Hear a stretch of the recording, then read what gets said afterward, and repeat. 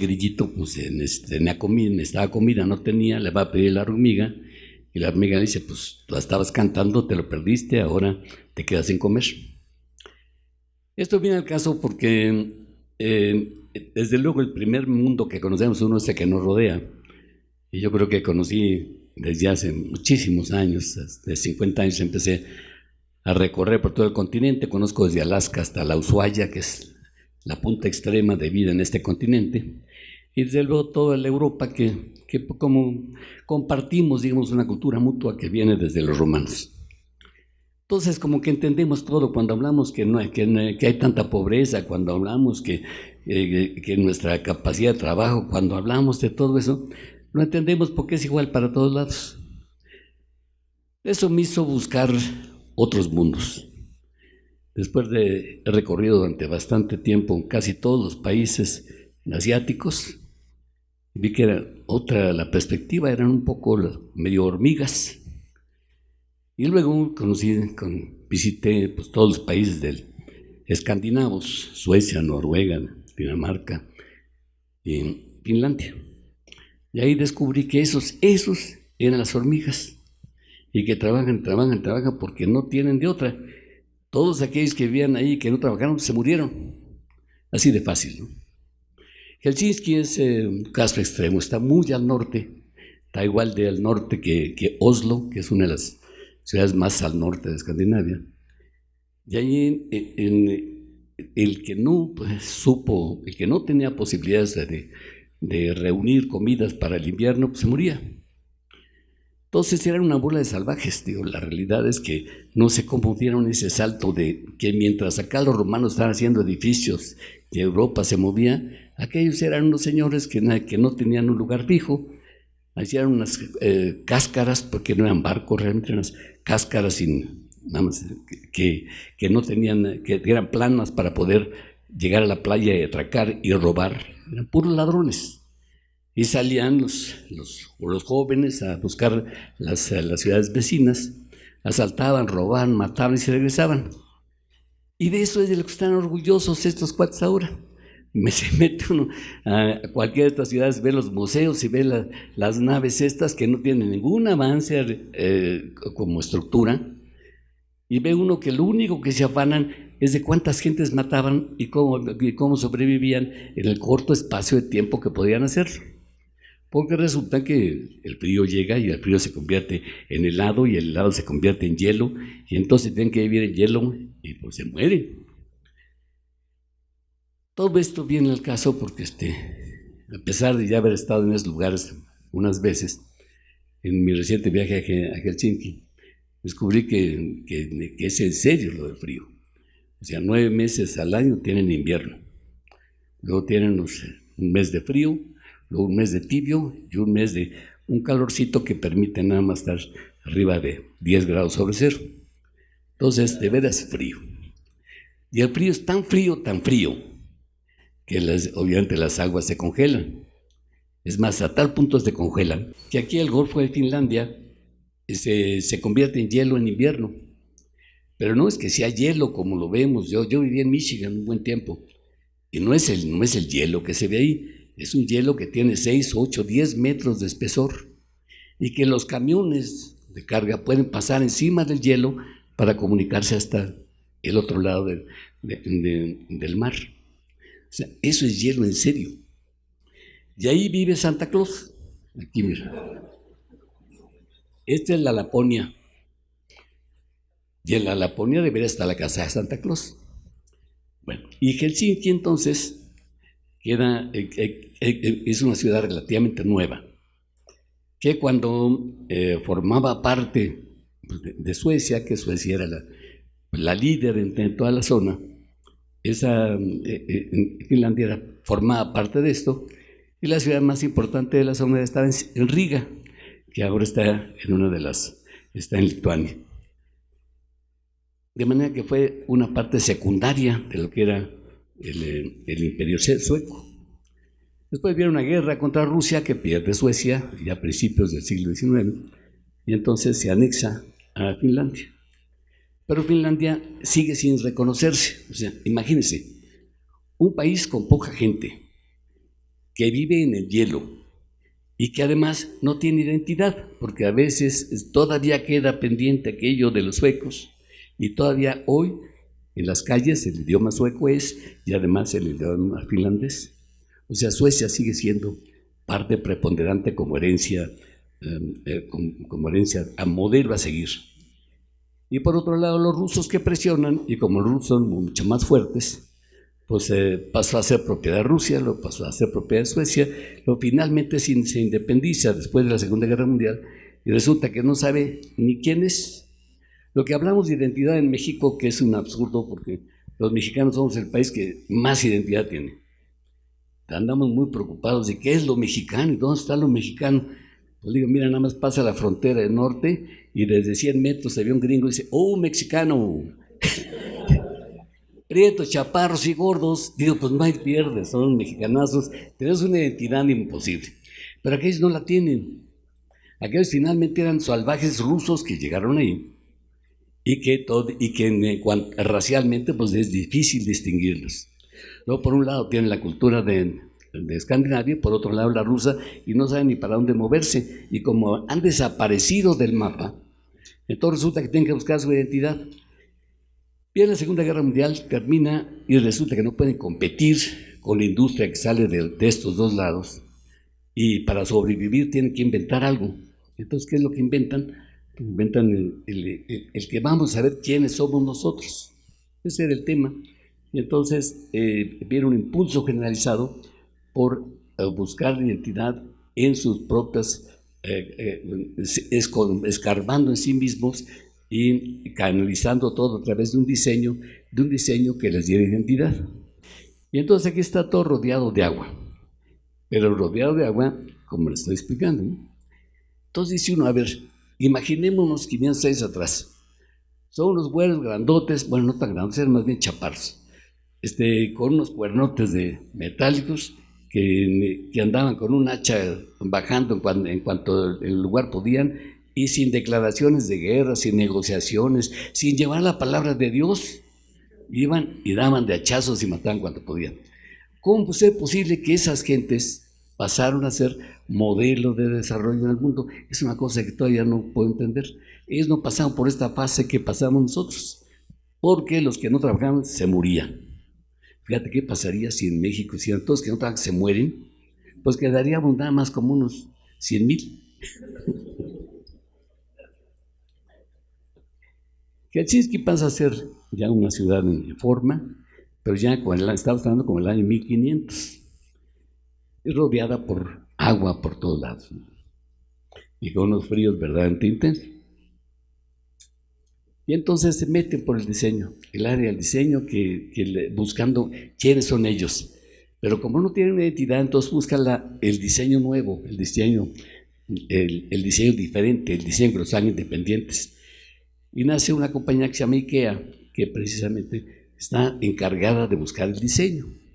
Entonces hacen muebles, hacen todo. Este es un mercado donde toma mucho de los elementos que vienen desde tratando de imitar a San Petersburgo, que lo tienen casi enfrente, y comienzan a desarrollar una búsqueda de la identidad a través del diseño. Pero lo toman tan en serio que el propio Estado se encarga de financiar, pero se ponen de todos los medios, a los diseñadores. Tal vez Finlandia sea el país con más diseñadores en relación a la población que cualquier otro en el mundo. Esa era la escuela de diseño, y la escuela de diseño comenzaba a permitirse prácticamente todas las áreas, aunque por un lado empiezan con la Cristal, compitiendo con el desarrollo de la industria del vidrio que estaba dando en el centro de Alemania. Pero pues ellos tenían menos recursos, entonces trabajan básicamente la cerámica. Todavía hoy podemos llegar a las tiendas de Finlandia y comprar un platito en 10,000 pesos, una jarrita en 20,000 pesos, porque son los modelos de la mejor calidad de cerámica en el mundo, según ellos. De manera que cuando se crea esta escuela de diseño va cambiando hasta que de plano el Estado mismo decide ser el dueño de la escuela de diseño. Y con la escuela de diseño van y y muy recientemente encuentran una fábrica, la que era la fábrica de cristal, la fábrica de vidrio, y que era fábrica de diseño textil y diseño de madera, y diseño en otros materiales. Y sobre esta, que es este cuadrito, sobre este era un edificio industrial donde estaba una torre donde estaban concentradas todas estas labores que eran independientes. Pero el Estado compra esta unidad y ahí decide instalar el centro del diseño finlandés.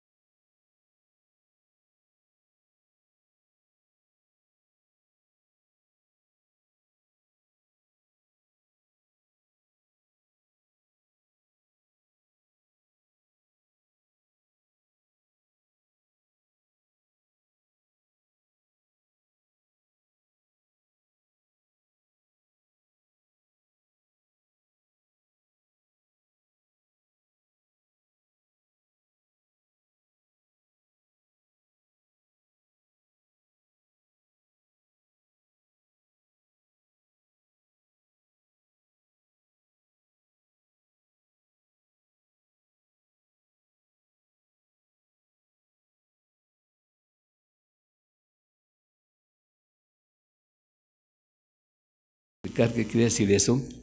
Porque en las diferentes formas de expresión de finlandés se dice Arabia, Arabiata o Arabiatata. No tenía nada que ver con los árabes, pero así me llaman. Y esta es una parte del conjunto. Entonces, esta es la orilla del agua, esta es la avenida principal, este es el conjunto escuela y centro de desarrollo del diseño y todo lo demás. Y luego acá se hicieron una serie de conjuntos habitacionales, pero estos conjuntos habitacionales se los dieron a grupos de su maestro con sus alumnos para que desarrollaran ese conjuntito. Y cada uno hizo una especie de una muestra de todo lo que se puede hacer en el diseño. Más que buscar unidad, hay que buscar la desunidad o la independencia o los modelos de arquitectura. Y la arquitectura imbricada al desarrollo del paisaje y relacionada también con la escultura y con la pintura. Entonces resultó que los alumnos y el maestro andaban con su pedazo de tierra. Estamos ahorita en la misma terraza aquí del edificio de la escuela esta, y hacia abajo está una de las calles paralelas a la avenida principal. Ya llegamos al suelo, desde aquí vemos para allá y el estacionamiento. Esa fachada lo que hicieron es, tengo que matar una serie de instalaciones fuera del edificio principal y luego lo cubrieron con una pared de fibra de vidrio para aislarla. Con eso reciben el calor cuando hay sol y lo aísla del frío. Este es todo el conjunto.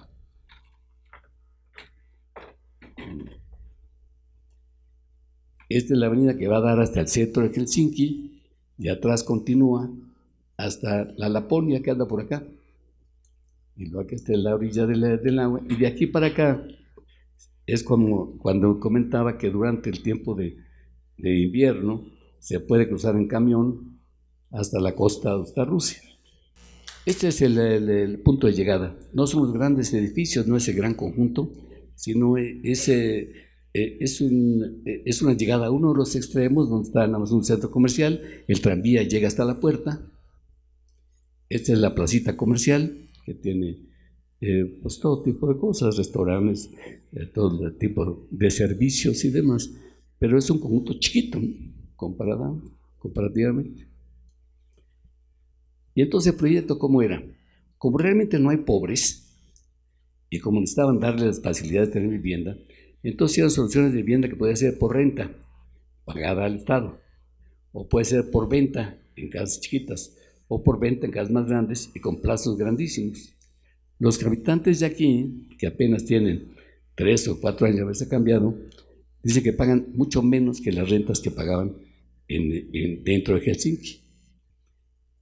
De aquí al centro de Helsinki, tomando el tranvía, se tarda como unos 20 minutos, de manera que las distancias no son tan enormes.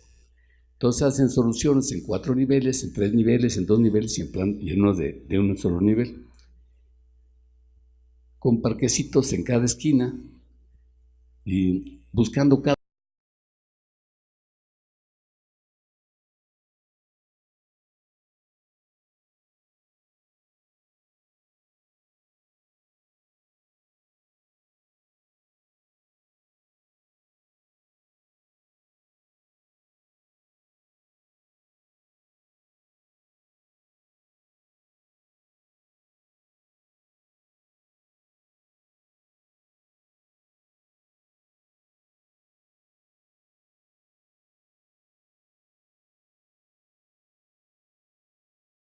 ¿no? Pues, en un país tan helado. Decían que por ejemplo, cuando una de las cosas para divertirse es ir al norte donde hay todavía mucho reno, pero los renos están así como media hora de camino, ¿no? Y de hecho se pueden cazar y se sirven en los platos tradicionales. Y ahí cuando se de la casa de Santa Claus, de veras es cierto, porque está la casa y de veras invitan para ir, y ahí se supone que está Santa Claus y están todos los demás. Y cuando la agregada cultural mexicana me dice que ahí está Santa Claus, digo, bueno, pues eso lo inventó la Coca-Cola en 1933, pero eso no tiene nada que ver con un señor gordo que se ríe, que tiene vestido rojo. Me decían, bueno, pues no será, pero esa es la casa de Santa Claus. Y ahí acabó la conversación porque entonces quedó como que ella sí cree en Santa Claus. Entonces, de repente, por ejemplo, en este caso, este grupo decidió que el edificio arriba construir una casa típica de madera, pero aquí trepada, y luego al fondo hace otra casa trepada. Esa como que andaban buscando y cada quien tenía la libertad de irse por donde quisiera. Mira, aquí otra vez está una casa de madera que no tiene nada que ver con el contexto, pero que era la búsqueda, recuperar la tradición de construcción de madera. Tiene la ventaja ahí de madera es que primero hay mucha madera, y que es una madera que no se tuerce, no necesita ni tratarse. Se van y se compran las tiras de madera tal como salen, se clavan directamente sobre la estructura de una casa y no se les hace nada. Al contrario, con el paso del tiempo y después de las primeras temporadas de nieve, nacen unos gérmenes verdes que se van pegando a la madera y le dan una pátina verde y en 1 o 2 años las paredes se ven de ese verde. Es un verde natural, no es pintura. Es otra solución, a base de negros y a base de esto abierto, lo cual me sorprendió mucho porque le preguntaba al director de la escuela, digo, si teniendo un clima tan brutal, ¿cómo es posible que abren ventanas tan grandotas? Digo, las ventanas grandotas son para el trópico, no son para un lugar tan frío. Pero es curioso cómo no importó tanto la función, sino la búsqueda. Entonces ahí tiene y un edificio que es diferente al otro edificio, diferente al otro edificio, y aquí tiene una cerca que es diferente a las otras cercas.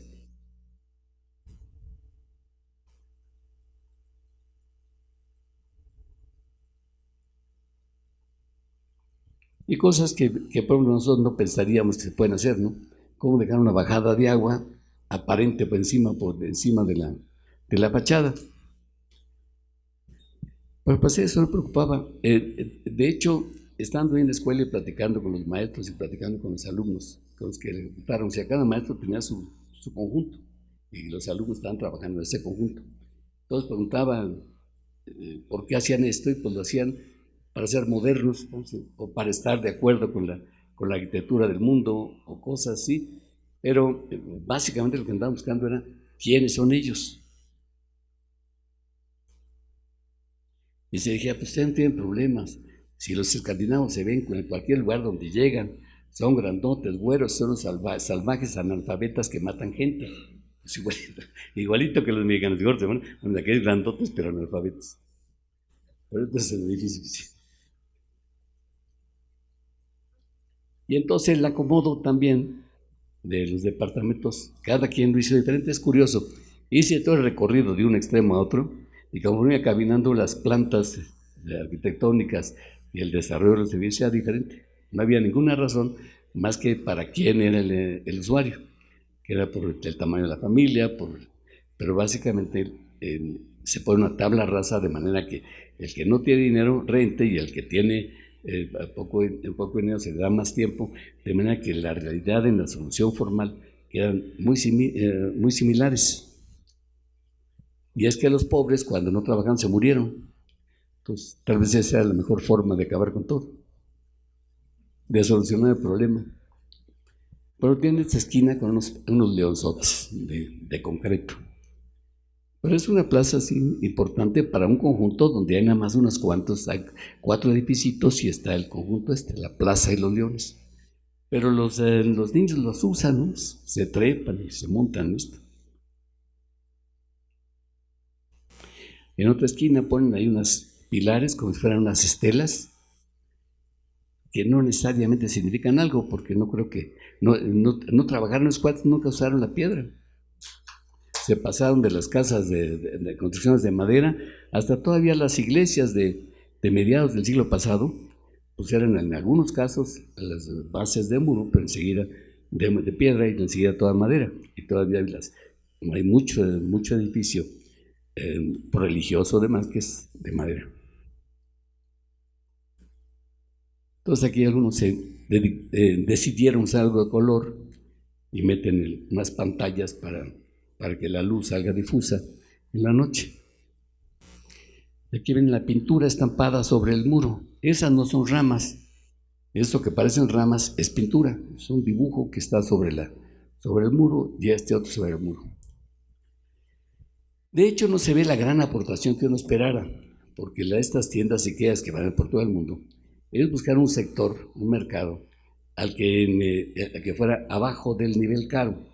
O sea, mientras que un florero costarían, manejar industrialmente, costaría, o para los ricos, digamos, costaría 10,000 pesos, ellos hacen una imitación que se puede vender en 1,000 o en 500. Todas las tiendas IKEA han sido un éxito en todo el mundo porque tienen una serie de productos que van cambiando constantemente, o sea, no se repiten, nunca se repiten, es el cambio y el cambio y el cambio. Entonces no hay precisamente un modelo IKEA, lo único que tiene modelo es la idea del cambio y del cambio y del cambio. En las impresiones en tela, por ejemplo, hacen un diseño, pero luego hacen otro diseño y otro diseño. A pesar de andar buscando la identidad, parece que la búsqueda de la identidad es encontrar el cambio permanente en su trabajo. Entonces aquí juegan con otras soluciones, que es una segunda fachada, queda remetida a la otra, de manera que protege algo. O mosaicos estampados sobre la pintura. Entonces está aquí el detalle de las bicicletas y luego viene el estampado de mosaicos.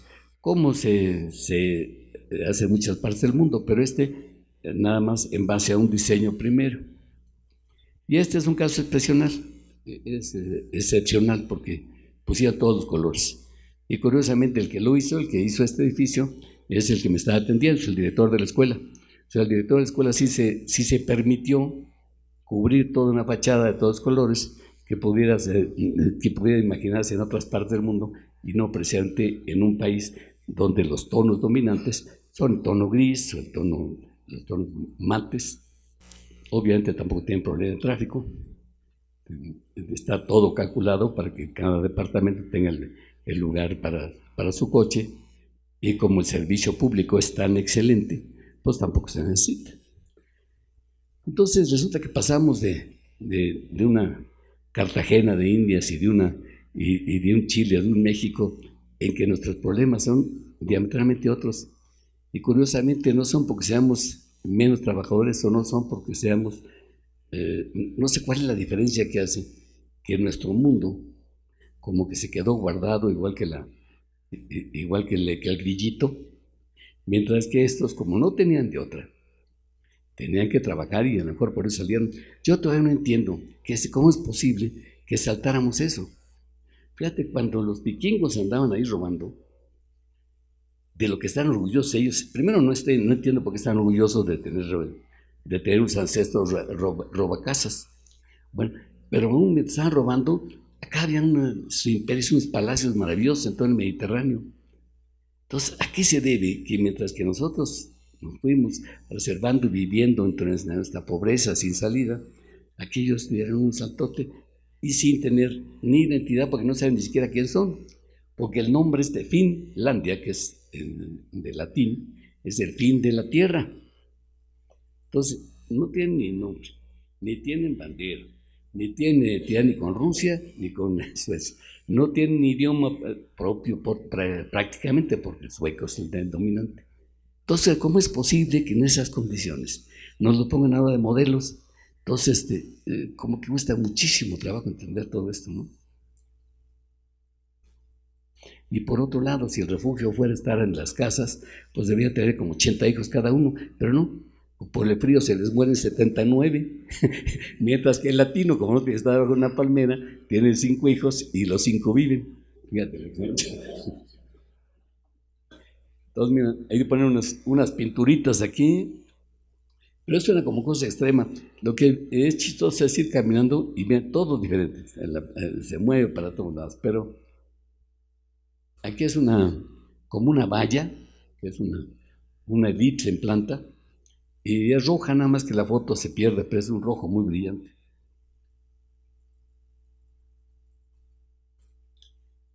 A partir de una cierta cota, ya no construyen nada más unas cosas deportivas, porque todo esto seguramente se convierte en hielo. Todavía viene el hielo hasta acá, y entonces ya empieza a vivir otro tipo de vida. Ya vive la hormiguita encerrada en su hoyo, pero tiene comida para todo el invierno. Todos son canchas, pero que vamos a decir, son de quitar y poner. Ese es para jugar básquet y para otro tipo de juegos, pero en esa zona que está entre las viviendas y el agua. Todo esto lo hacen pretendiendo que lo van a perder, ¿no? Cada año sube la nieve y otra vez se baja la nieve, sube la nieve. Y entonces me decían que en los días más cortos puede tener nada más 2 horas de sol, y que por eso son medio tristes, y por eso la más alta nivel de suicidios es presente en estos países. No se me imagina levantarse irse que el sol salga nada más de las 12 de la noche a las 2, 3 de la mañana, y que en el verano aparezca el sol a las 5 de la mañana y se meta a las 12 de la noche. Entonces debe ser así medio impresionante. Yo creo que por eso hace que sean más industriosos. Me decía Christoph, que dice, no, los alemanes somos más eficientes porque nosotros sí tenemos que trabajar. Y a lo mejor esa es la clave, ¿no? Y esta es la reunión que tuvimos. O sea, cada vez que hoy me junto con los embajadores, con los alumnos, con los maestros, y entonces ahí discutimos y les platico de todo, de cómo es a nivel de así muy social. Entonces me dan una información que de otra forma sería difícil tener. Y esta es su concepción finalmente. El diseño puede ser viejo, nuevo, grande, pequeño, bonito, controvertido, visible, invisible. El CIE tiene una dimensión pública o social, por lo tanto se busca utilizar el transporte público como la atención sanitaria pública y privada, los sistemas políticos y las escuelas, todo lo cual no funcionaría sin un diseño adecuado. En resumidas cuentas, el diseño forma parte de nuestras vidas, está orientado a las personas y nos acompaña allá donde vamos. Esta es como la base de lo que es la escuela Alvar Aalto. Alvar Aalto, pues, es el arquitecto tal vez más famoso de Finlandia, que lo consideran básicamente el centro de todo. La escuela se llama Alvar Aalto y cuando se habla de Alvar Aalto se habla como la esencia del diseño. A pesar de que ahí tiene un museo de arquitectura que es bastante chico, y en ese museo están obras de Alvar Aalto. Sin embargo, un cuadernito ahí que encontré que era dedicado a los Saarinen. Y para mí los Saarinen son mucho más ricos que Alvar Aalto, pero a Saarinen los desconocen porque se fue a vivir a Estados Unidos mucho tiempo. Y con esto termino.